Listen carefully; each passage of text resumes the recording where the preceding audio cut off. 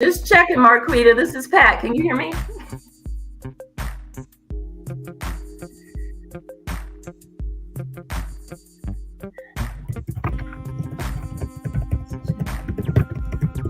We can hear you. Okay. Let's see. Thank you. We're live. Oh, we are? Okay. Hang on.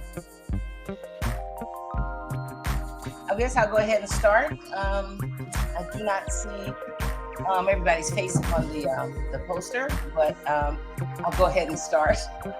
Hey, everybody. This is Marquita Curtis Haynes. I'm the CEO and the founder of the lifestyle brand Ageless Glamour Girls.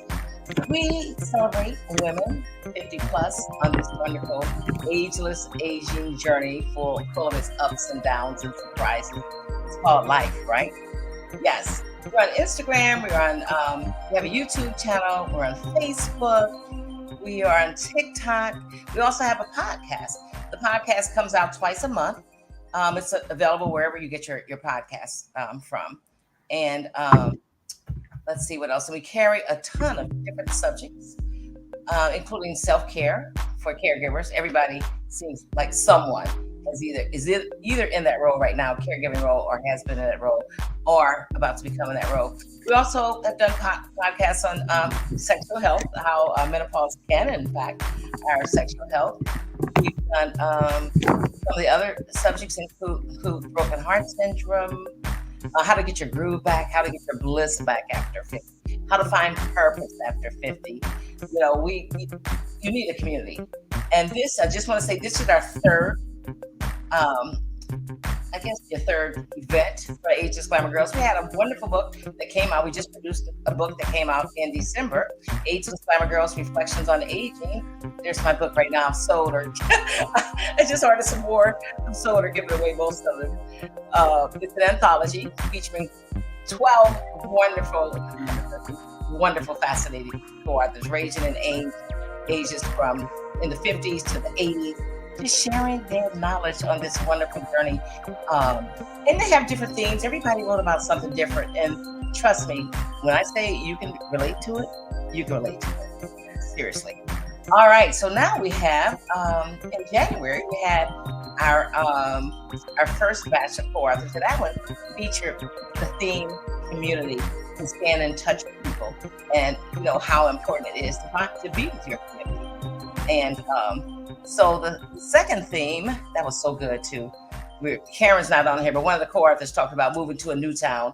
You know, she's in her 60s, she moved to a new town and she didn't know a soul. But then, 6 months later, she had found her tribe and it was huge. So that was that. And that was our first one in February. No, I take it back. I'm sorry. That was our February Valentine's Day special. That was our Valentine's Day special. And then we had one in February. That focused on your toolbox. Bring out your toolbox. Second acts, reinventing, restarting after something traumatic has happened to you in your life.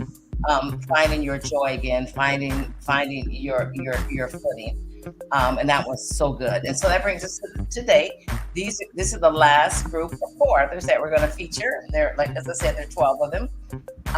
And today we're talking about living your best ageless life. And there's so many ways you can go about living your best ageless life, right? From everything, moving to a new community, going to travel, little simple things like going to a car wash on a regular basis, not once a week for me. That is.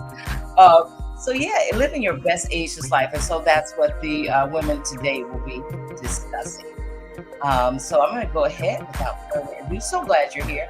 Thank you for being here.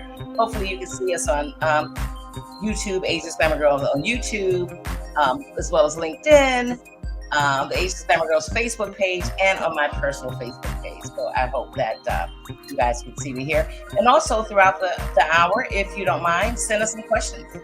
If you want some questions, you want us to ask a question on this live event, we will certainly do that. And you can even direct it to one of the co-authors if that's your goal.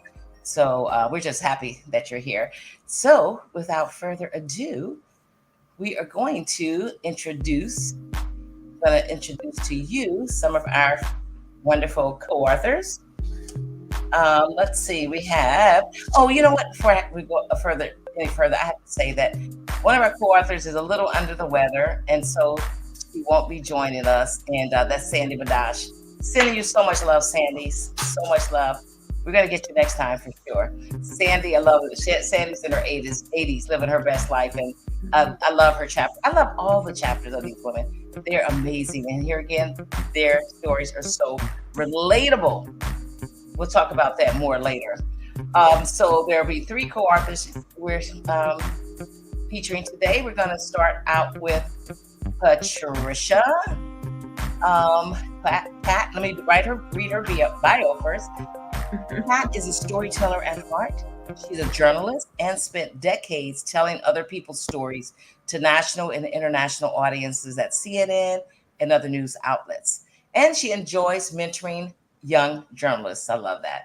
Pat is also a mother, a great auntie, and she spends as much time as she can with family. Hello, Pat. Welcome to the show. Hello. Thank you so much for the invite. It's wonderful to be here. Yes. Do me a favor. Oh, I'm getting a little feedback. I don't know why, but I'm going to need you to read. Give us the title of your chapter and read from it, please. And tell us why you came up with that title and what your chapter is about. Then we can read from it. Thanks. Okay. Well, the title is A Golden Life, and I kind of came up with it because I'm in my golden years here. And it is really about reflecting back on when I was a young girl and the dreams and hopes that I had, and how they sort of shaped my life. And looking back on it, not wistfully, but, realizing that every age really can be golden. It's just all in how you approach it. And that, just because I am 60 plus doesn't mean I'm at the end. It's really a beginning. It's a new way of looking at life. It's a new way of doing things and just enjoying this time that we have here. Yes. And yes, I can relate to so much. It doesn't matter what age. Just start now. Just take hold of whatever you can find, to keep you moving forward and embracing this, your best ageless life. All right. You want to read from your chapter, please? And since we don't have Sandy, if you want to go a little bit longer, feel free. Well, let's see. Okay. Let me I'll start at the beginning since I'm on this page. So I recently posted a picture of my 18-year-old self on Facebook for Throwback Thursday.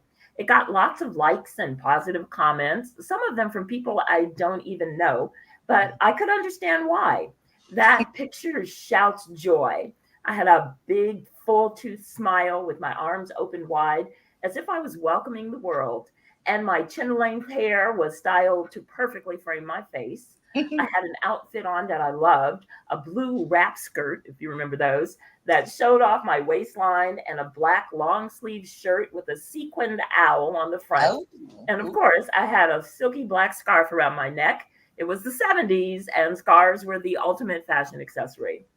Just starting college, I was full of hopes and dreams for a life of adventure, excitement, love, and romance.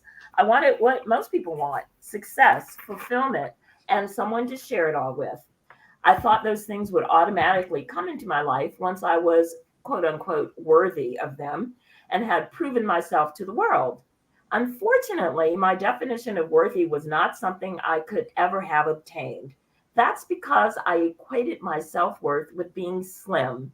In my mind, you could not be fat and beautiful. I had to be slim. I grew up in a world where European beauty standards were highly prized. I can remember wanting straight blonde hair like a friend's, or even curly red hair like another of my classmates. I wanted to look like them. They were tall and slim, or athletic and freckle-faced. I was usually the only Black kid in the bunch, and I looked nothing like them. First, my hair would never fully surrender to the pressing comb. That hot steel comb heated on a kitchen stove always brought with it burned earlobes and slightly scorched hair. It was thick and would start reverting to its natural state within hours of being pressed out slick and shiny with Blue Magic pressing oil. Later, when we used permanent relaxers with names like Dark and Lovely and Gentle Treatment to straighten our hair, the harsh ingredients would burn my scalp. my hair still would not stay straight for long. It was always trying to get back to its natural state. When Black Americans began embracing and celebrating their Blackness and afros and naturals came into fashion, my hair loved it. Afro Sheen hair products made it shine. My afro was always perfectly shaped and round. I was never without my steel pick with the raised black hand for a handle to keep it picked out and fresh. To this day, an afro is my best look. Wow. Wow. I love that. I love that. You came into your own. That you had to come into your own. You know, at some point, and stop fighting and fighting. Yes, Something else. Something I wasn't. Yes. Yes. And something else I remember from your chapter is that you talked about accepting your body as well. Absolutely. Yes. And it's been a lifelong challenge because, you know, I came here a big baby. I was almost 9 pounds. So, you know, I came here big and my classmates were always smaller and, you know, small, thin, athletic. And also I had asthma.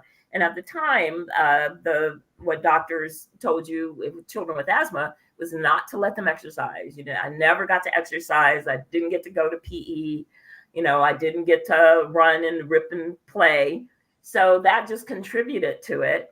So yeah, my whole life I have fought being fat and desired to be slim and sought unrealistic goals for my body that, you know, I'll never be slim. I don't have a slim body. So it took so long to realize that. And I talk about in the chapter how I had a Barbie doll and my first Barbie doll when I was 7 or 8.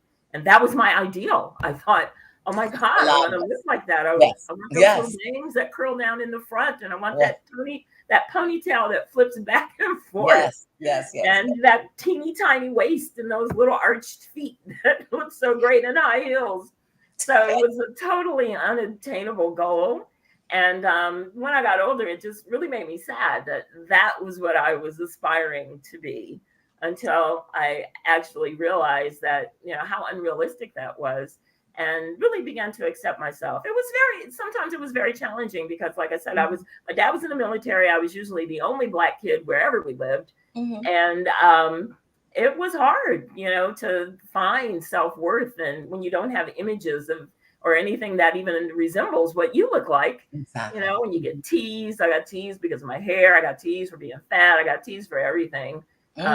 Yeah, so yeah, it has been a long journey, but thank goodness, you know, I have come to accept and celebrate who I am. So. Yes, and you know, the whole social media thing is a double-edged sword because, you know, I love it because it connects us, but then again, I feel bad for the young women that are coming up today with all of those standards that they think that they need to follow that you see on social media. And every chance I get, I try to break it down to, you know, but I don't know. And it's hard. Yeah. Because people, you know, it's so easy because you're anonymous. You can be anonymous on social media and attack people. There's a young lady who I follow on, I think it's Instagram, and her handle is glitter and lasers. And she's quite obese, but she's lost a lot of weight. But when I go to her page and look at the comments, people are so cruel. They are brutal. And I'm like, it's because you can hide behind your social media and be that way. You wouldn't have the nerve to say these things to somebody in person. Right. Yeah. Right. I don't know if you there was someone in the news recently who was just badgered, a celebrity. Julia Roberts. She was badgered, not in the news, but, you know, on social media. She was badgered because she posted a picture of she and her daughter at the dining room table, at the kitchen table, and she didn't have on any makeup. And people just went in. So negative. Oh my God. Same thing. Same with Sarah Jessica Parker. I just yesterday was looking at, and the post was pictures of her young and pictures of her today. And I think she's beautiful. She's aged beautifully, but I don't know what it is about our culture. We don't want to let people age. You know, it's like it's some sin if you get older, which is crazy. Yeah. Men are allowed to age and women aren't. You know, during the thing. Men are silver foxes and we're old women. You know? Right. I do think as much as it's changing because of high profile celebrities like Lizzo and Divine Joy Randolph just won the Oscar. I think Yes. it's changing, but still you've got the Kardashians who have created this whole thing. And I think so many young women think that is the ideal. That is so true. That and I don't Because know of how. their influence, they think they have to be like a Kardashian. And that is a manufactured reality. Totally manufactured. Totally. It's scary. My sister's a middle school teacher, and she often talks about that, with her students and just being around. Period, and you can see the influence on them. You can see the way that they're dressed or acting or whatever. And it's so I just pray that everybody finds their way before and of course it takes us to help them in every chance we can get, and that's what I know all of us are doing. And before I go another step, thank you so much for that, Pat. Before I go another step, I just want to go around. I can see this is right there next to me. I don't know if it's next to me, but Lisa, raise your hand, Lisa Bedian. Lisa is one of our co-authors. And then we have Lynn Vinhouse as well. Hello, hi. And then we have Melinda. Melinda, hey. So they were all featured in some of the earlier episodes of this, and their chapters are just amazing. And we can talk about them a little bit more coming up. But we're going to go to our next co-author. Before I go, I want to go back to Pat for a second. Pat and I just met last year, but before that, we had never met. We worked together at a TV station a national show remotely. And so we had never worked. And so I reached out to her via Instagram one day. I'm like, hey, you want to do this? And she's like, yeah. And I said, yeah. And so when I went to, she's in Atlanta. So I went to Atlanta last year and I met her and a couple other people, and Cheryl. Cheryl's going to join us soon. And I never met Cheryl. We all worked at the same network. And so I met them in person. I just love that. So that's how I met Pat. Thank you so much, Pat. Thank you. Maria and I go back, a long time, for 100 years or something. 100 years. We met. We'll never tell. Let's just say it's the very start when we were just crawling out of the play yard. Exactly. We met in New York City, and she happens to be in television, and so am I. And so, our paths crossed. And she was with me from the beginning of Ageless Glamour Girls, and she's always been a big, huge cheerleader. And I so appreciate you, and want to let you guys know that. So that's Maria's background. And Maria, let's see, Maria. I love it. I love your chapter. I love all the chapters. They're amazing.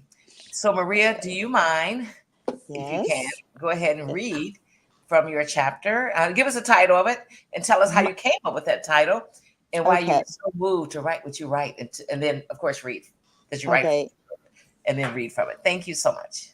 Okay. First off, thank you. Thank you, ladies, for being also very inspiring to me.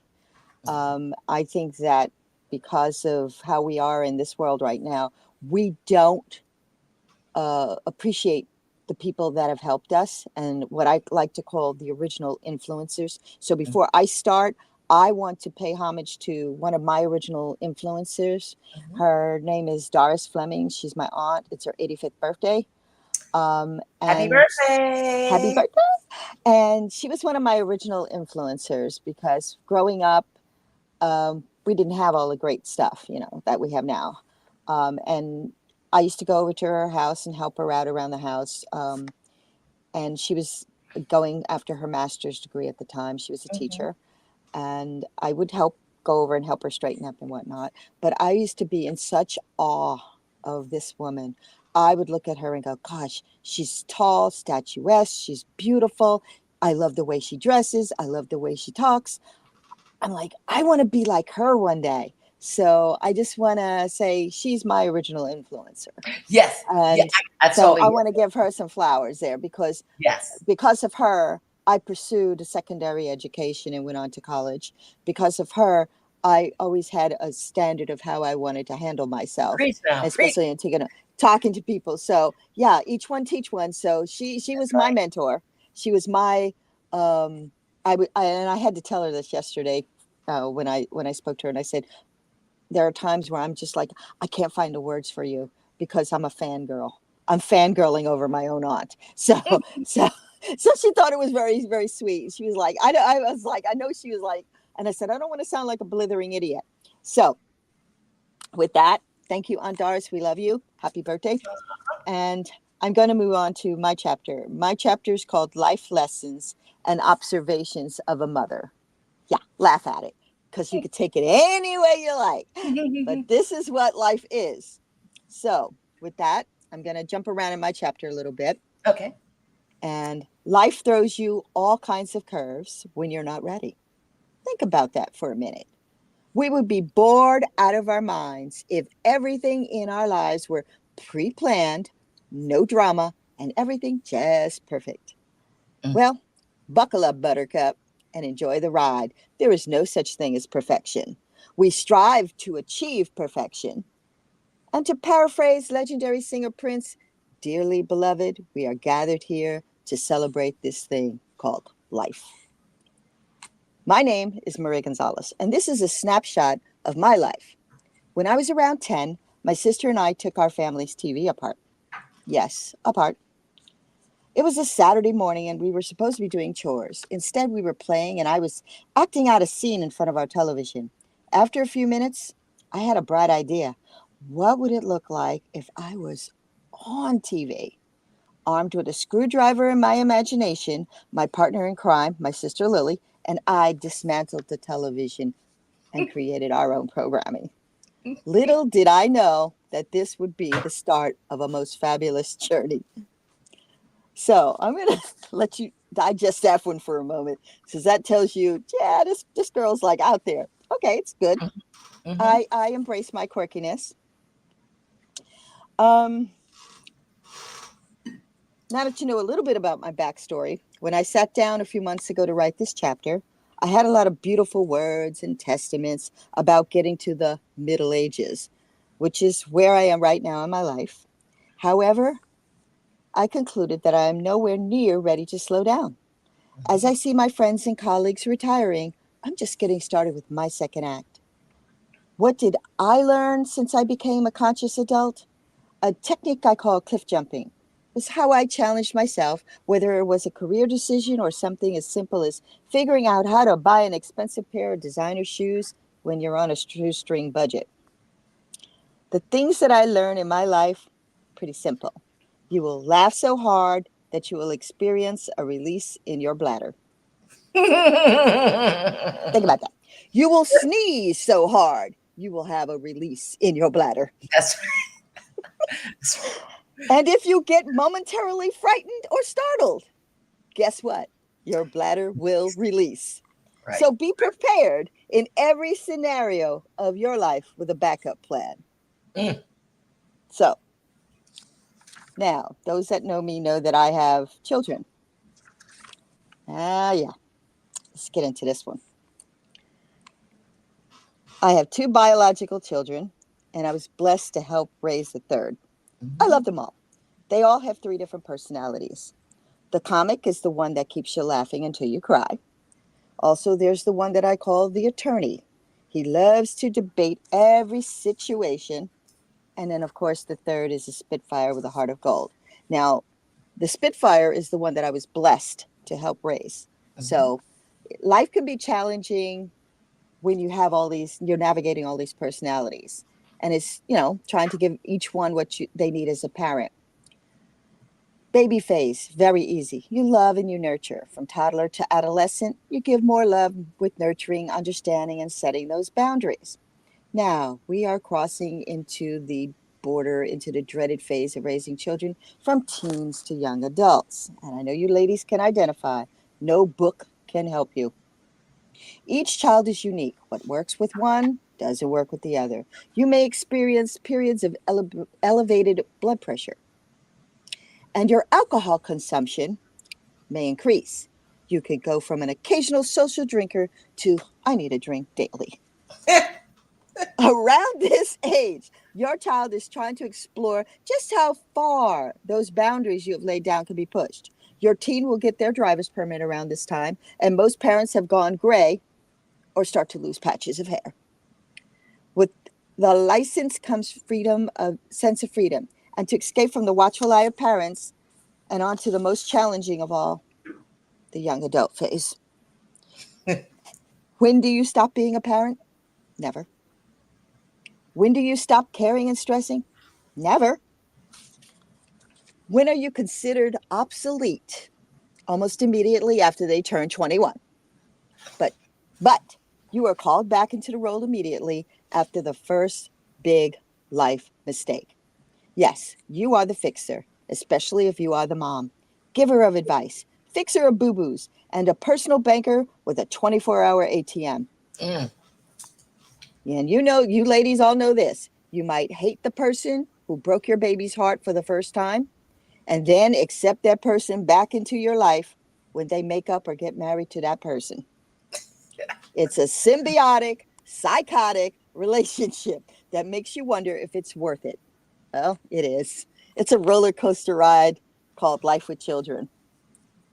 And I like to say raising children is like growing plants that talk back. I love that. Love that. So I'm not ready to settle back. I'm not ready.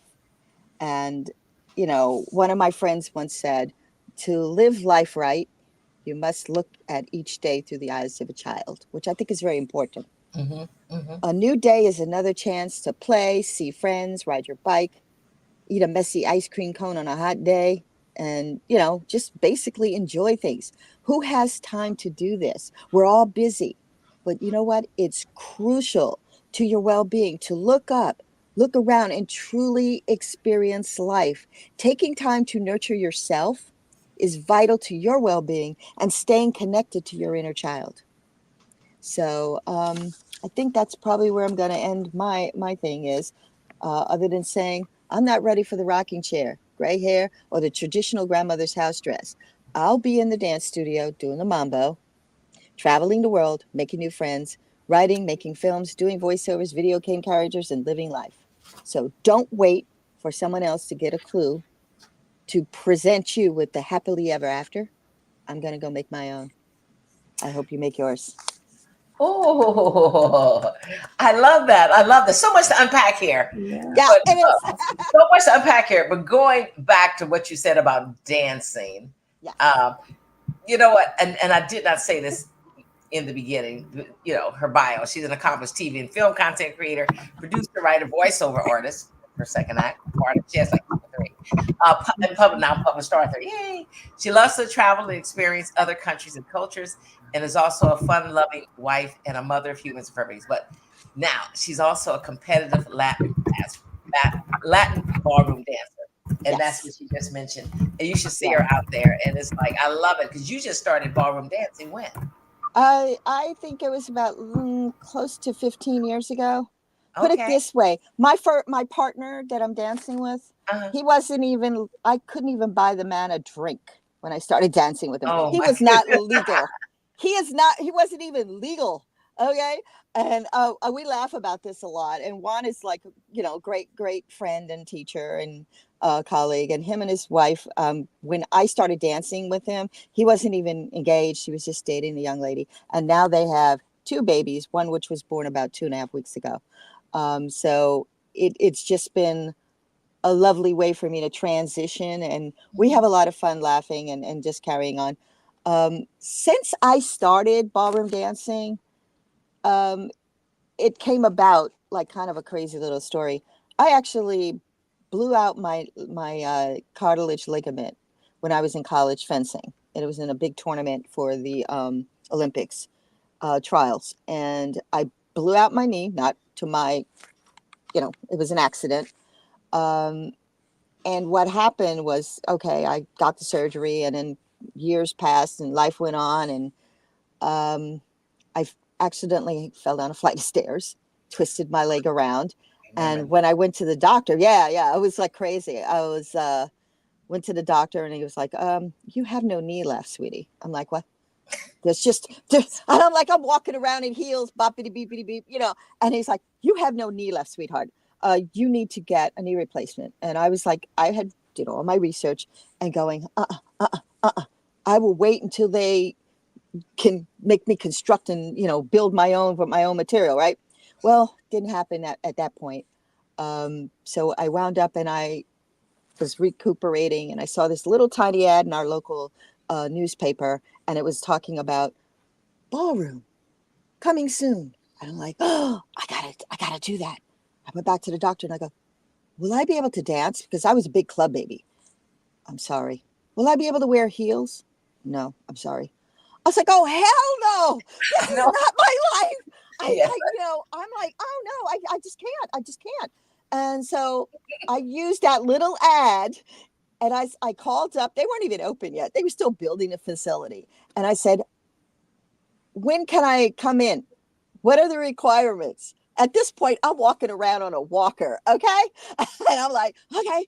And they were like, oh, we won't be open for another 3 months. Okay. I'll see you in 3 months. I went, found myself a little trainer, and, went beyond the normal constraints of the PT person. Mm-hmm. And so when I walked in there, I said, I am not walking with a cane. I am not walking with the walker. I'm doing this under my own steam. Walked in there, and my first session with the guy, I was like, and he's like, I'm going to turn you. Flip. And I was like, oh my God, I'm going to spin out. I'm going to spin out. And within 3 months after that, I did my very first ballroom comp. And I came in first. I got the best newcomer. And I was like, from there, I was like hooked. It had music. It had dresses with shiny objects hanging off of it. Yeah, I become a bling queen. I'm sorry. I didn't realize I had that in me until my very first dress. And I was like, ooh, this is shiny. Ooh. And so I got hooked. So here we are. We're celebrating, I think this is 15 years now dancing. And I still have my my knee replacement. I call it my rollerball special. And I have, my dream is to make it to Blackpool. If anybody's out there that knows ballroom dancing, Blackpool is the most prestigious dance competition in the world for ballroom. Mm-hmm. And that's my goal, to get there and to dance in the Latins. So we'll see. I mean, we've had a couple of challenges up and down with knee issue, and because of course when you fix one, the other starts going. Because you put all that weight on the other. But I got that one fixed right at the. I didn't do another knee replacement. God, for the love of God, I found. They have more technology now than they did a few years ago. Because just in like 5 years, like the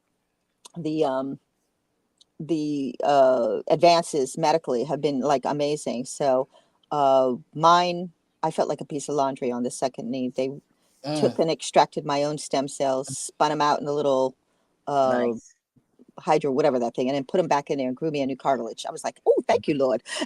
So yes. And you know what?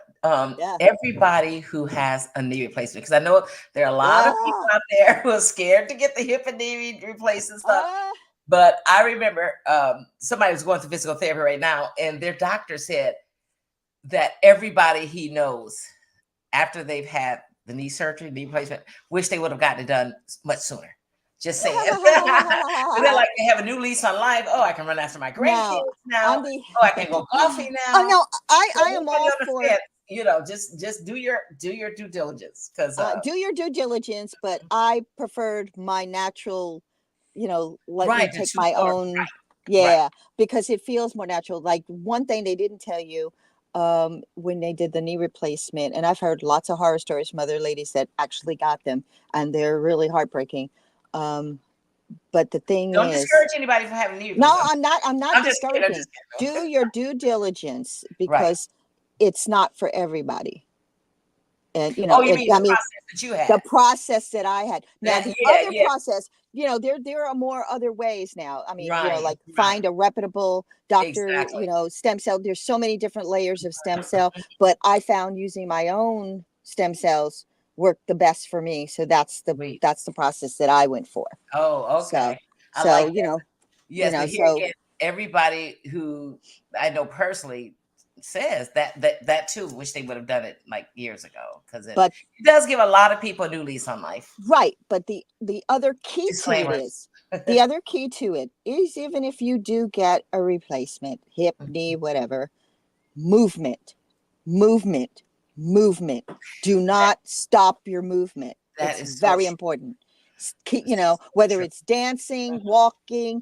I wouldn't say running at this age because it still pounds our joints, but A lot of people run at this age though, because right, you've been a runner all your life. You know what I'm right. saying? If you've been a runner all your life, go Or for in it. a tip top shape. Yeah. So Right, yeah. So I would love right. to run, but I can't. But Many reasons. yoga, Pilates, Oh, movement. Pat, as a matter of fact, she's so inspirational.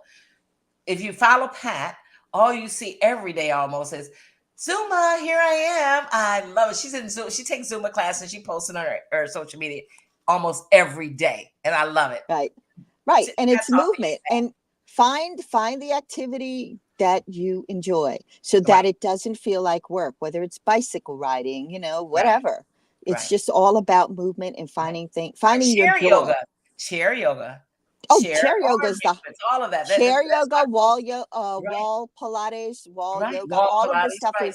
is making such a big splash right now. But these Right. are And that's why I things, post a lot of that stuff in the Asia's Cafe, because right, you know, you might not have the time to try to find something on YouTube or find right. someone. And I post stuff in I didn't mention Ageless Cafe earlier. I'm sorry. That's our private group. I call it the chat arm for Ageless Glamour Girls. That's private group. Come on over there, join us there, because we talk about weight loss, moving, keep it moving, Missy. Finances, getting your groove back, all of that. Right. But yes, great points, Maria. We have to keep moving, Keep and moving. of course, eating right. And as a matter of fact, Dion, wave Dion. Dion has a book out. It's called Feel Good Naked. Dion, is that it? Look Good Naked. Look Good Naked. Okay. And Dion is another one that has, she moves a lot. So you want to say anything about the movement, how important the movement is, Dion? Maria nailed it.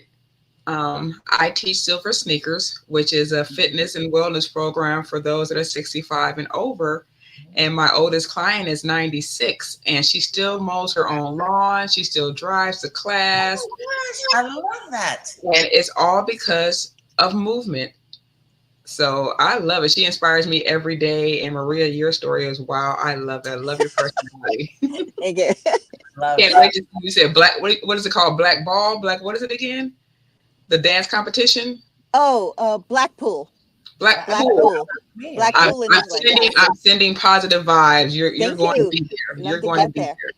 Yes. And she's worth a whole segment on the website by itself. All the stuff over the years I've seen you doing your thing, and I love it. And as I mentioned earlier, she's also doing voiceovers.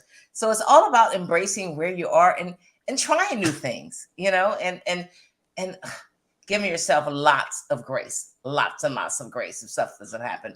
But of course, as we know, the movement is one part of it. The other part is nutrition. And I see that Karen has joined us. Hey, Karen.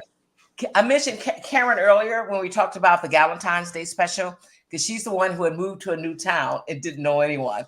And she's like, oh my God. And now she has the best tribe ever. You want to talk about that, or the nutrition side, or both, Karen? What I want to say is that just like the chapter I wrote in our book.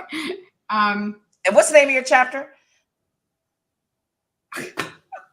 Oh, I'll get it. Name is, every time you ask me about it, the antidote to aging is belonging. I love that. Yes. Okay? Yes. So how that came about is because you don't know that until you start belonging. And that's the whole fertile void there, because we don't know. We can be a great friend, even though we want friends and we want to be a friend. But until you find your tribe or the people who make you feel like you can be yourself, then your peeps, whatever. But I've met a lot of people in my town. I've met a lot of people, but I never felt comfortable, and I never felt like they were friends. We never shared the same kind of thinking. And I think that it's not just what, one of the things that I am really passionate about is food and cooking and nutrition and talking about it. And, it is important, but I sort of got to the point where I sort of fatigued everybody. I was shaking my finger at everybody saying, I don't know about gluten, and I don't know about sugar, and I don't know about drinking, and da da da da, and trying to tell everybody what to do and what to remove. And you know what? That's not really being a friend either. You know, you will have things to say, but it doesn't mean everybody wants to listen to it. Right. So true. So true. Right. So what I ended up doing, as I spoke about in the chapter, which was to find a social group of people my own age. Mm-hmm. So some of the conversations are going to be about, okay, here we are in our late 60s, whatever you are, and what's starting to happen. Things are changing, and this is a new phase, and it's a new part of life. So what are we doing to preserve ourselves and stop the loss process? Because I will tell you, the older you get, there's lots of losses, not only in people, but I'm going to talk about the fact that I had a tooth pulled yesterday. You had a what? I'm sorry? A tooth pulled. I had my wisdom tooth pulled yesterday. Oh, okay. I fought so hard to keep it. And I said, please fix it. She said, honey, I got to tell you something. I'm not working on it here. We're losing it. Okay, so things start to come out of you. It's like you don't need it, whatever. My whole point is that, and oddly enough, the whole time she was taking my tooth out, she was talking about Botox and filler, which is so funny. Girl. Yeah, I'm saving up for some Botox. I'm just kidding. That's like, this is why I stay the size I am, because if I lose weight, then, yeah, I'm going to need some Botox. Yeah. So just remember, part of my Chinese practice is yin and yang balance. To everything, there is a reaction. Every cause, there is an effect. Remember that, because I will tell you from my experiences, great when you're young, filler and Botox is terrific, but when you get older, it starts to not look so great. And I've had pretty bad experiences recently, actually. Did you know that Botox can make your eyes under your eyes bulge? Well, it can. Okay. But I do know that some doctors are beginning to use it for incontinence. Botox, in your yang yang. You know what I'm saying? Yeah, I do. Well, it slows the muscle, Okay. Anyway, I think what I'm trying to say is that belonging is the only way to have a full life. It really is. It's what keeps you going. It's somebody to not only have somebody to call up and talk to about stuff, not your job, not your expertise, not anything other than recording your life, paying attention to your life. Somebody asking you, what's going on? How do you feel today? I can't say anything more that is more inspiring than having friends who you really can talk to. That is so true. Oh my gosh, so true. And yes.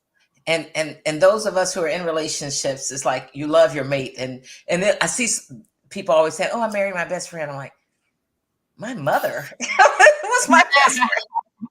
And now my sister. It's like, I love my husband, but yes, find your people, right? Find your people. But he's a man.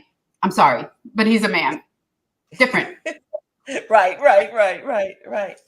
But in the Zones, they say number one is community. And I don't know if I mentioned this before, and I'll stop here, but in China, like 100 years ago, they used to, when a baby was born, they would get a best friend, and they would live with that best friend for life. And one of the so you would always have a friend. In fact, Lisa C's book, I think it's in The Secret Fan, Snow something in The Secret Fan.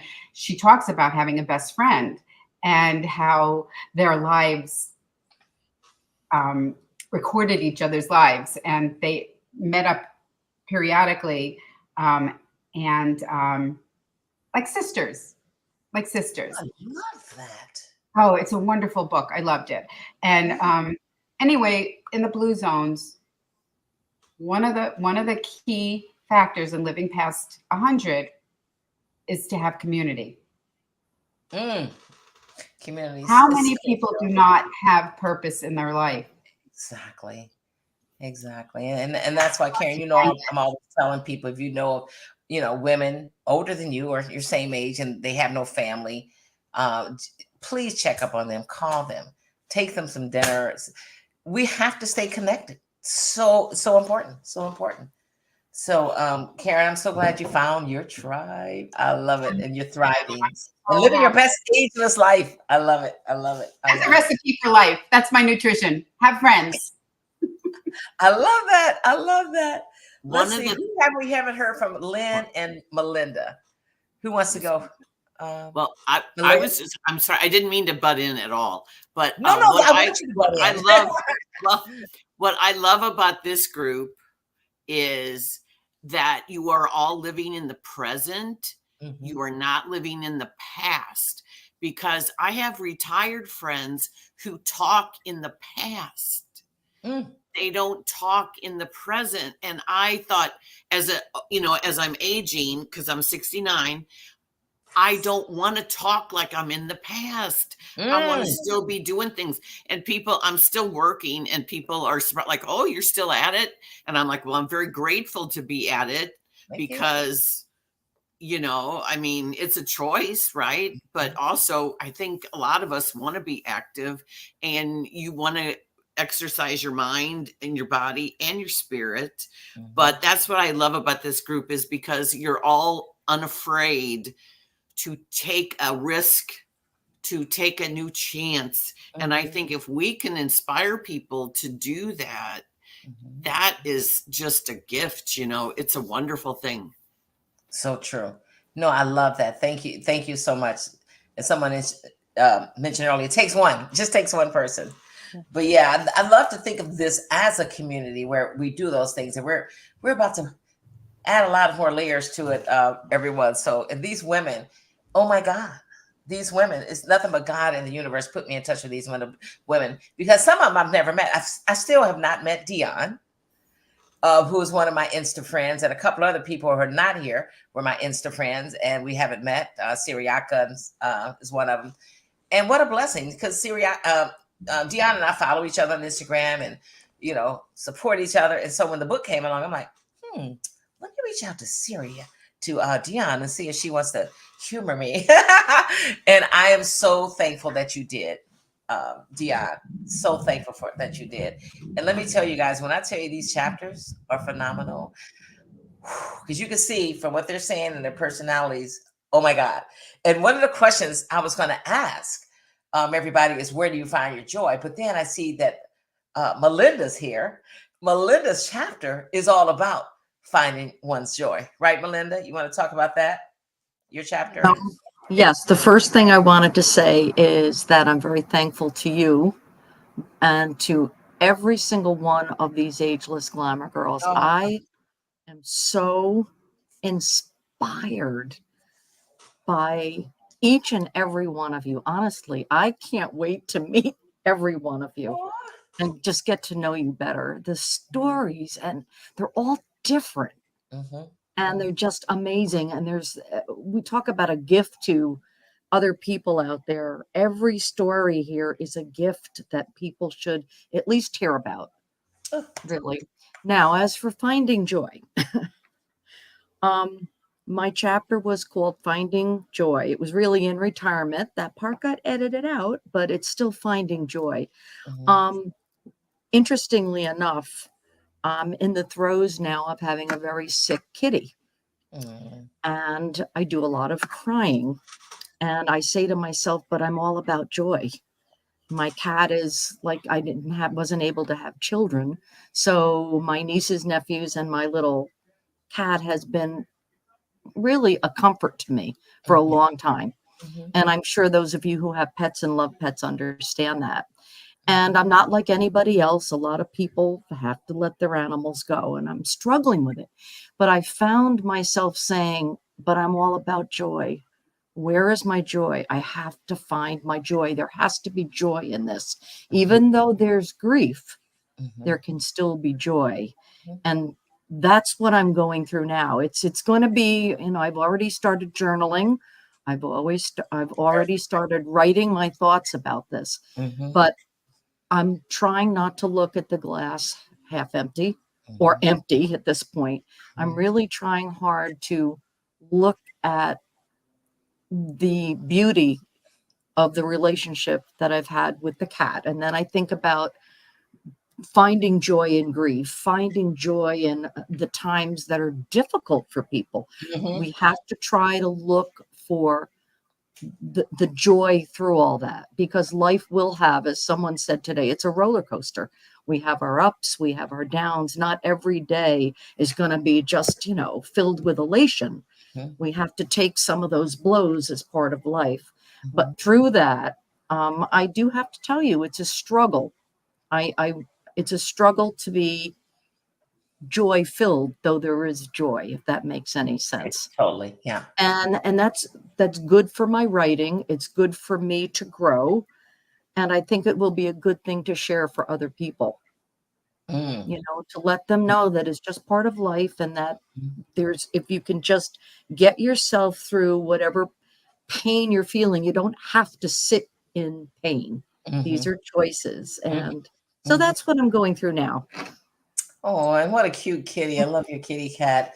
Thank you so Oh, much oh for my sharing God.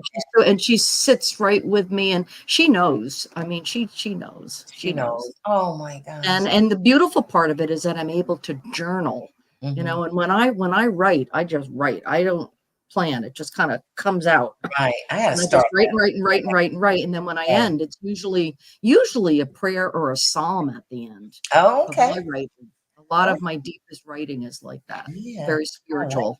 So, and you mentioned grief as well.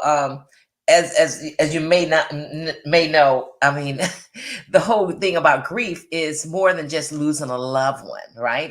I mean, those are horrific. Don't get me wrong, and the animals, but you can also grieve your past life. Like you can grieve not being able to just jump up those stairs and squat down and pick something up off the floor. You can no, I've grieve that. I've noticed, if I could just interject for a minute, I work in that beautiful consignment shop, That's where we and I met. Yes, see, and right, yes. and that's where we met, and I see high heels pouring into that place. And what I say is, these women can't wear these shoes anymore. We have to let that go. And I can't tell you how many women Mhm. come into that place and they say, "Oh, I have all these shoes and I used to be able to wear them." I said, "Yeah, but you could wear other shoes now that are just as beautiful. They're just a little bit of a different style. Living in the moment, still enjoying where Right, you are, but right. acknowledging the fact that no, those stilettos or those really Not, 3-inch heels we're not wearing." well, not everybody. There are a lot of Ageless Glamour girls still rocking those 3 and 4 inch heels, and I'm like, I admire you. But getting back to the I consignment shop, think I I have think bought. Huh? I'm sorry. What you say? I was going to say, I think the same thing about clothing. All these small sizes come in, and I know these women are gaining weight. Oh my God. Now, you guys do have some fancy, fancy, fancy high heels. Now, I have bought a couple pair, that you just keep on for a little bit. You just, what I'm Those saying? are entrance shoes. They What you are say? in, you wear them, you get all dressed up, Mhm. and you put on those shoes, and you walk in and you make a fabulous entrance. Uh-huh. And then you find the nearest chair and you pull out the comfy shoes Right, and put right. No, those no, on. I'm talking about home. I wear them, and I'll Yeah. do like if I want to feel sexier while doing a Mhm. podcast, I'll put on some high heels in a minute, and just every once in a while I look glance down. I'm like, yeah, I'm wearing high heels. Yeah, if only And for you're a minute. sitting down and they don't hurt. There Yes, there yes, you go. yes. I miss those days. Let's see. Do we hear from Lynn? So I just told you, Melinda and I met at Naples. We have about 6 minutes left. Lynn's from Illinois. I'm from Illinois. We met for the love of journalism. I was at a newspaper, and she was at a newspaper, and we got an award together for Chamber of Commerce, I think it was. Yeah. And so, Lynn, introduce yourself and tell us a bit about your chapter. Well, hi, I'm Lynn. I have been a professional journalist for 46 years. So I'm going to hit that 50 mark, I hope, eventually, Woo-hoo. and in a profession that we always say we're dinosaurs, but it's still vital that Oh, yeah. we exist. And so I love it. I love meeting people and talking to people and sharing their stories, and it gives me great joy. And speaking of, as your family shrinks, because we're at an age where your family starts shrinking and you have to develop new traditions, like, you know, after your parents pass, after certain, you know, like Christmas isn't the same anymore when you reach a certain age. And, you know, I used to always do the Thanksgiving, and it would be everybody's family. It would be these huge things. And now I don't. And so you have to learn how to adapt to your family dynamics changing. And that's been really hard for me to get used to, because in my chapter, I wrote about grief, because within 5 years, my son died, my brother died, and my father figure, uncle, died. And so how do you do that, you know? And it's just a daily process. You just find things. But I also say, like, grief is before and after. And people will always say to me, I don't know how you do it. How do you keep going? Well, there's this album. I know this sounds really crazy, but Courtney Love was married to Kurt Cobain, and he killed himself. And she came out with this album called Live Through This. And I say that in my head every day, live through this, because you got to get up, you got to get going, because you could stay in bed all the time and feel sorry for yourself and have a big pity party, but you're not helping anybody. You're not helping yourself. You're not helping anybody else. And you would be surprised how many people are in your same boat, especially at our age. Right. And you know, it's just one of those things. So community, we're all stressing community. That is a huge thing, to find people. I have this girl group, and it's mostly journalists or work farmer journalists. And we've been meeting once a month for 20 years. We just had our 20th anniversary, once a month. And then people invite other people to get in this group. It's dinner. And so the other day we just had 2 new people, 2 neighbors of the girl. I call them the girls. And they are going through divorces, and they're going through really tough times. And they were like, oh my God, you guys are so welcoming. You're so, you know, you're just so welcoming. And they said, you've been through things. Women who have been through things. Because every single woman in this what is it? Our grid has been through, has been through things. Right. Like, you know, it's so true.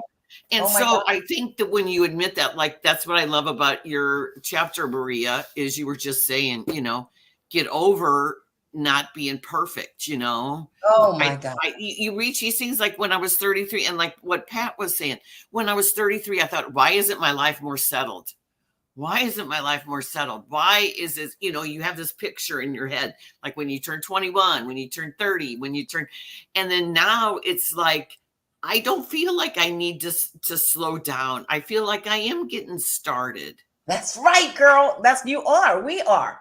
That's the beauty of it. The beauty of it. And I see Lisa up there clapping, because she wrote her chapters on second acts and reusing stuff in your toolbox.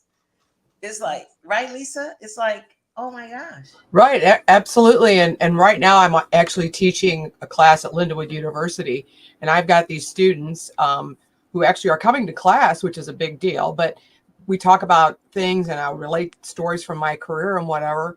And there, one young man said, well, you should write a book. I go, well, actually,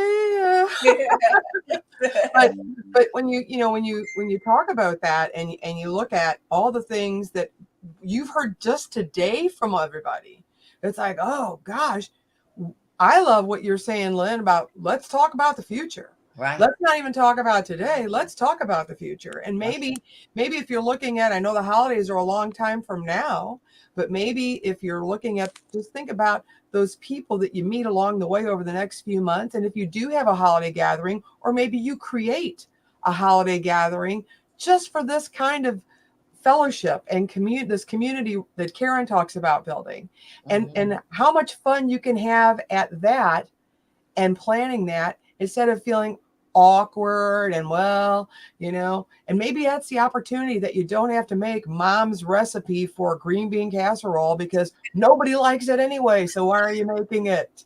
Or, you know, I mean, try something new, or instead of having a new Right. tradition. Maybe you have all different, I'm Armenian. We make more Middle Eastern food. Maybe we make more of that at Christmas or Thanksgiving instead of the traditional, American stuff that you feel like you have to do. Right. Oh, and by the way, being Armenian, I want to apologize for the Kardashians. Just saying.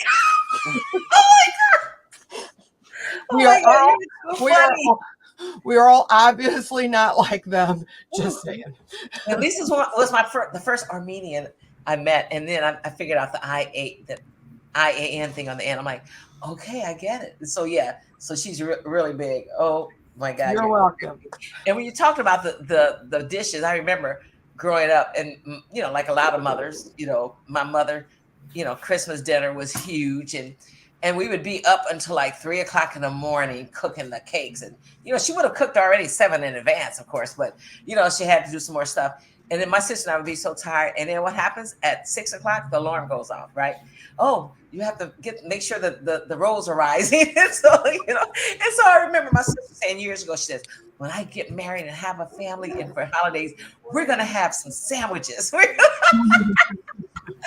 she has adapted. She loves to cook, but she has adapted, and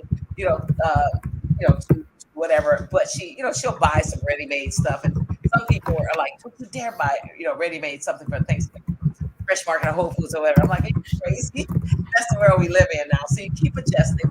You hold on to the past that you love, and those great memories of that being around in the kitchen. But it's like, do we really need 7 different kinds of meat on the holidays? I can attest to that. Right. 8 different kinds of pies and cakes and cookies. Oh my God. I mean, you love doing it, but as you get older, it becomes, more of a challenge because people's dietary restrictions change and whatnot. So you have to adapt. Yes. And I think one of the things I want to point out is, as women, we have the toughest jobs because we are putting and we set the tone and the pace for everybody. Whether it's through running the household, raising the kids, the whole spectrum. So we're indestructible, and we are adaptable, highly adaptable. Right. And just because they say, oh, well, now you're a certain age, you need to retire. We don't retire. We're the only job in the world, being a wife, a mother, a woman. We're the only, I guess, section of the population that does not retire. That's so we true. Can't. That's true. We can't. We're innovative. We're always on the move. So that's why it's important for us to keep ourselves in our community, amongst ourselves, and our the women that think are like-minded like ourselves, and to keep ourselves moving along, because we can get stuck. I think it's really important to share stories, because what you're going through, somebody else is going through, and you That's right. You wouldn't know it. Like I mentioned Lisa C's book, but I also want to mention The Red Tent, because that was Anita Diamond, one of the best books I ever read about the Red Tent. What's it called again, Karen? It's called The Red Tent. It was Anita Diamond, and it was one of the best books I've ever written, also because it was also about women community. We run the world. You know that, right? That's so true. Yes, indeed. We just don't blab it out to everybody, but it would not. This humanity would not exist without women. Amen, sister. Get it done. And I'm looking at the clock. We were supposed to be over at 2, but when this is how we roll, people, when we get together. Just the audience, we can't stop talking. And so some of us are in television news, and you have that heart out. We don't have that heart out. So we can just keep talking if we want. Thank you, Karen. That's a great book. I'm going to check out that book. As a matter of fact, if you guys don't mind, think about this. I want to know what book has influenced you the most in your life. And also I want to say, I'm looking at the comments here. Oh, wow. Jasmine Bishop wrote Missing the Family Cooking. Oh, I love that. And she also had a question earlier: who had the most influence on you? And that would be my grandmother and mother for me. And my mother what Maria said earlier. I think I have it. Yeah. As I say in my book, she was my first influencer. My first influencer. Oh my God! I didn't worship her, but I just lived everything. She helped shape my life. And later on, my younger sister would tell me that mom lived her life vicariously through mine. I'm like, and so yeah, so she was my biggest influence. Of course, her mother too, but my mother, of course, my biggest influence and the inspiration behind Ageless Glamour Girls, and that's some of the stuff my chapter is about. So anyone else? I know Maria, you mentioned it earlier. Who had the most influence on you? Anyone else want to contribute to that? I think that might be good for a whole show in the future. Yeah. Totally. Yeah. Yeah. It's Hey, just a deep. everybody, it's Cheryl. Can you hear me? Oh, Hi, hey, Cheryl. That's Cheryl. Cheryl and I also worked together at a TV station, a national show. And I met that when I mentioned Cheryl early today, when I went to Atlanta last year, I met Cheryl for the first time, as well as Pat. So that's Cheryl. Hey, Cheryl. Hi, everybody. I was just thinking about your question about who influenced me the most. And I never really thought of that, but I think I might have to say my father, because I got watching the news from him. He was always politically involved, like what are these politicians doing now? Right. And then he also had a lot of different jobs, so he was very creative in trying to find ways to make money. He had his regular job, and then he had a lot of side jobs and just getting involved. But then one thing that he said that always stuck with me, and I heard I think Bonnie Willis, the district attorney of Fulton County, said something similar. My dad always said, you need to get your education and get a job, because you don't depend on any man. Exactly. Take care of you. Right. And I took that to heart, because whatever I had to do, I made sure that I got my degree and that I was able to work in my field, journalism, for 40 odd years now. But I guess I would have to say my dad. I love my mom, but my dad always, I guess these words of wisdom. Right. Yes. I love that. That was instilled in us. Look, I have tears in my eyes. Growing up too by my mother. It's like never ever depend on a man. And for your livelihood or whatever. Exactly. And you have to have your own. You have to have your own. You can make your own, right? But you make your own. Right? Make My sure your mom was bad money stash is, a good stash. Oh yeah. Well, my mother was an OG, I will say, because when I was 7, we left my dad. My dad was a very charismatic guy, kind of looked like Don Draper in Mad Men, but he was an abusive alcoholic. And so my mom had 6 kids in 8 years. I was 7. My youngest, one before me, died a couple days after birth. So, but my youngest sister was 6 weeks old. One night we left, and my mom said she had a nickel in her wallet, nickel in her pocket.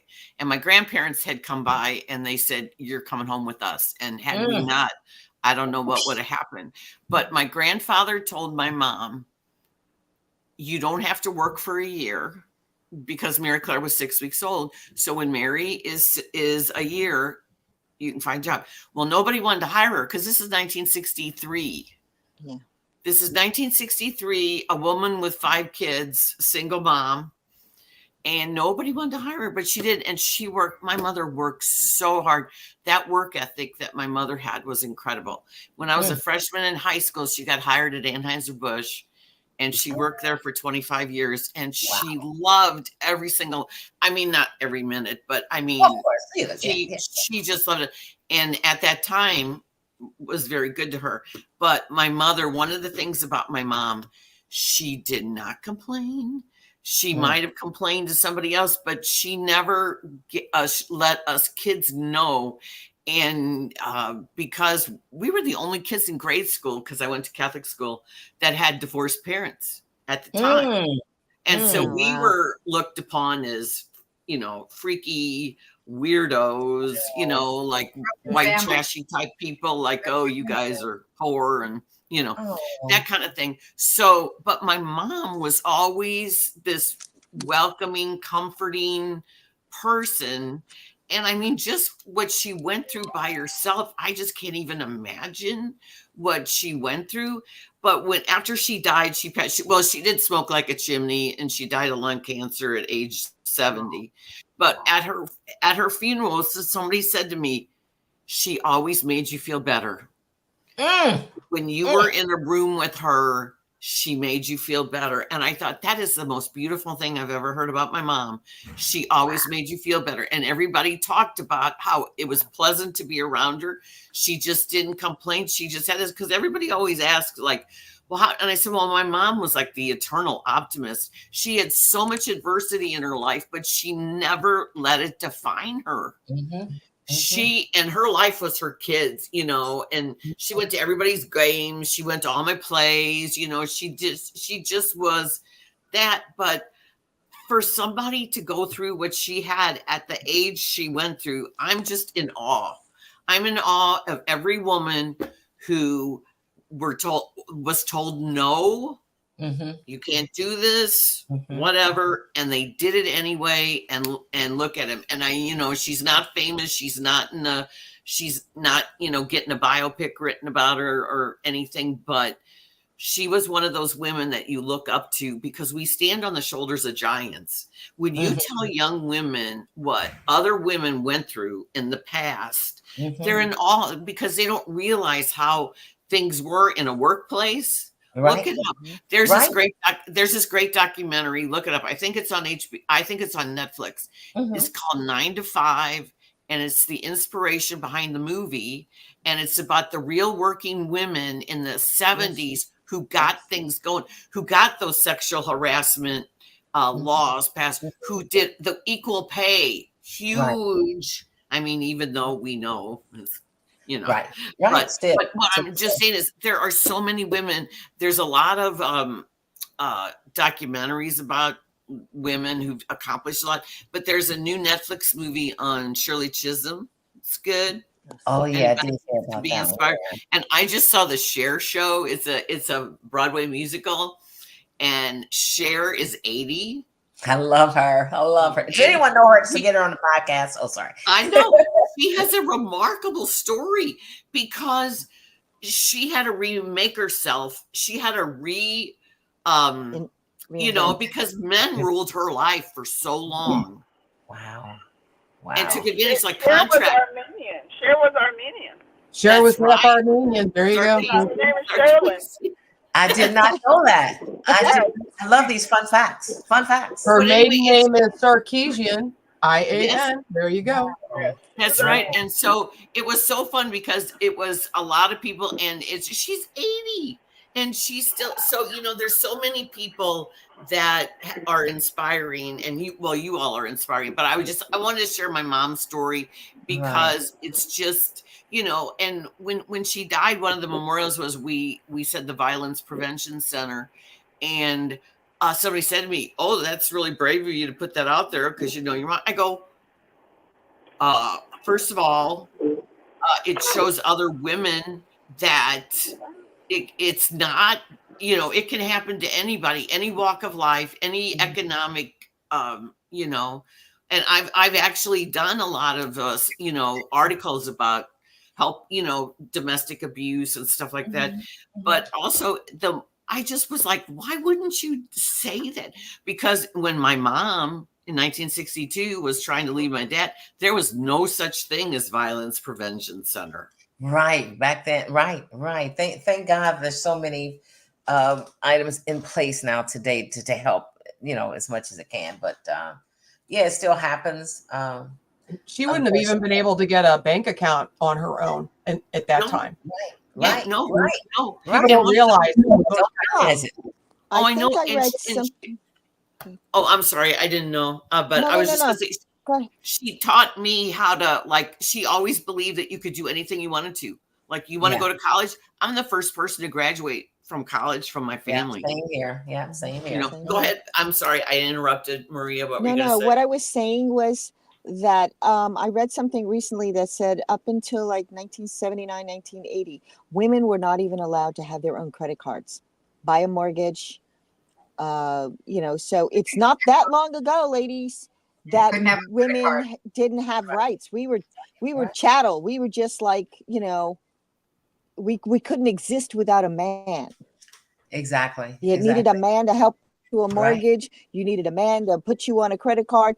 And, unfortunately, the way things are going, they're trying to push us back in the closet, but we ain't going there, baby. We're not going back to the kitchen. Yeah. We're building the kitchens. We're building our own so houses. We're going forth, and we want to keep our younger women behind us strong enough to understand we're not going back. That's right. Hashtag Ageless Glamour Girl Rising. Sorry, I had to throw it in. I love it. I want to get back to something, and we have to wrap this with something that Lynn said about, the unsung heroes, like your mothers and others. For Women's History Month, I kept thinking to myself, dang, I want to feature my auntie. Can I feature my mother? I just ran out of time, but my mother used to have a saying, give me mine while I'm living, so I can thank you for the giving. And I say that because I would love to just highlight on a weekly basis those unsung heroes that kick booty. They're not celebrities, they don't have a name. People don't know them, but in their communities or in your own lives, those women. And we just have to figure out a way to give them a shout out while they're still living, because that's going to help propel them and help fuel them, and to keep moving forward. Let's see. My mom inspired me to be a writer. She complains a lot, but taught me not to settle. Love you, mommy. Oh, thank you for that, Musashi. I love your name, Musashi. That's from the comments. Thank you. Thank you so much. I'm the mother she's talking about. That was my God. Oh my God. That's funny. I love it. I love it. I complain a lot because that's what my mother did. So we're carrying that tradition on. But thank you, Courtney. Wait a minute. My mother complained a lot too. She fussed a lot. And like I tell my husband, I'm like, I got it honestly. I'm like, now she also said, just keep on living when I was younger. Now that you get it, it's like, yeah, I'm complaining. And then sometimes as my mother's aunt, living oldest aunt says, I'm not complaining, I'm just explaining. You know what I'm saying? Thank you for that, cousin Nevada. It wasn't fussing. Oh, I love that. I'm not complaining, I'm just explaining. Okay, yes, I'm gonna have to cousin that. Nevada. Yes. It's not fussing, it's nurturing. It's giving you a path in which to go. Right. So, Words matter. You see that? You say it in a different way. It's a totally different meaning. Yeah. Words matter. Thank you. Words matter. So anyone else have anything to contribute? And I always hate to go. I hate that, but I know it's Saturday, and it's Saturday. Even though when you're retired, you still have stuff. It's Saturday, and Saturday will always be Saturday, as far as I'm concerned. I still look forward to Friday. I'm not retired, but I'm saying, you still look forward to Friday and Saturday and Sunday. It's the weekend. Anyone else have anything else to add? Dion, we haven't heard from you much. And Dion, your thoughts on life in general, or Dion, what have you to say? Well, as always, this is so empowering and inspirational. I guess I'm the youngin' of the bunch, but yeah, like I said earlier, you go from 50s to 80s. So yes, I was trying to figure out who the youngin' was. Okay, go ahead. You all definitely inspire me, and I really now after today, I just had so many profound little aha moments. I mean, Lisa and Lynn and Melinda, Maria, I've learned so much today, and I can't wait to meet you all. Seriously, we keep saying we're going to do this. I don't care if it's New York, if it's Florida, I don't care. Atlanta, somewhere. The energy that we have, this is a movement. Yeah. I mean, just this alone today, like you said, can change so many lives. There are so many people who don't have community. Mm-hmm. We are a virtual community.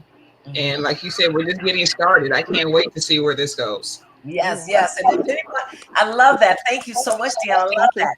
And if you or anyone else want to step up and start organizing something, let me know. I'm with you, Dion. Florida, New York, Atlanta, anywhere. I'm game. I am so game because, as I said earlier, I haven't met everyone in person, and I would love to. Ageless Glamour Girls Weekend. Woo.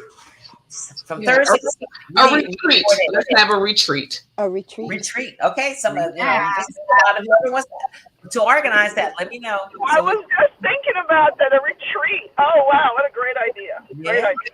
Yeah. All right. Well, we'll get the ball rolling. I'll put something in the chat. Okay. And There's again, something called Let's go to a city that's not too expensive hotel wise. That would be awesome. I'm willing to come to St. Louis. I've never been, and I'd love to see the Great Arch. oh, I'd that's love to go. right. Well, Right. maybe we can put our heads together here in St. Louis and think about it. Okay. Yeah. Well, think about that. Sounds Yes, good. for sure. That's where Lisa and I met at the TV station in St. Louis. St. Louis. So I just want to again to our viewers. I'm so blessed. I'm eternally grateful that the publisher, Germaine of HOV Publishing, saw it in her heart. She reached out to me and said, "I heard about your brand. Your brand would make for a great anthology." She says more than one because there are women all over. They're women, and so I freaked out at first, and I'm like, okay, who can I ask? And so some of the women here I knew, and so I reached out to them. There are a lot of women who didn't come on the journey, and that's fine because we're all in a different place at a different times. But whew, and as I said earlier, some of these ladies were just Insta friends, and so I would drop into their DMs and like, hey, you want to do this? And like Karen, for example, we haven't seen each other in like 35 years or whatever. But all of a sudden she popped up on my Instagram and I'm like, oh my God, there's Karen. And she and I used to work together at a TV network in New York. And so I reached out to her, and it's just been blessing upon blessing upon blessing. And I always say that God and the universe conspire, help bring your dreams out there. And it takes a village. And I'm just so thankful that these 12 women are part of my village and are helping me, and they're seeing my vision. And I so appreciate that because, it takes a village. It really, really takes a village. And I love them. And just from hearing them today, you guys know you have to order the book. You have to order the book because it's so good. It really is. And here again, it's so relatable.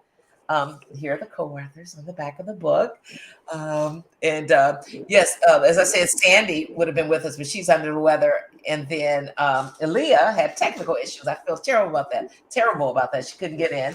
But Ageless Glamour Girls, we're available on Amazon.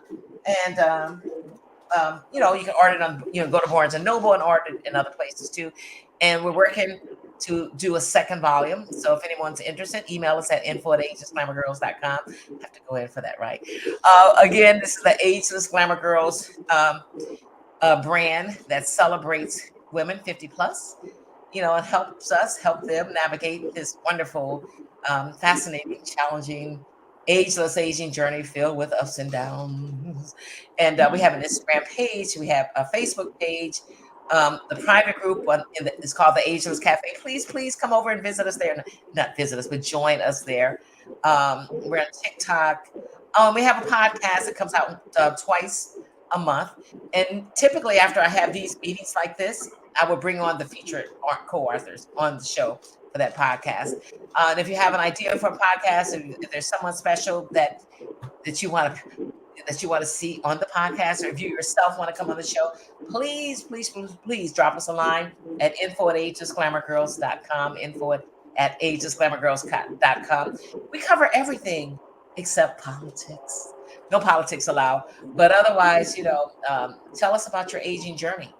And once a month, I try to have a group setting with at least 3 or 4 women to talk about their journeys. So yeah, we'd love to hear from you. We'd love to see you guys. Just come on down. And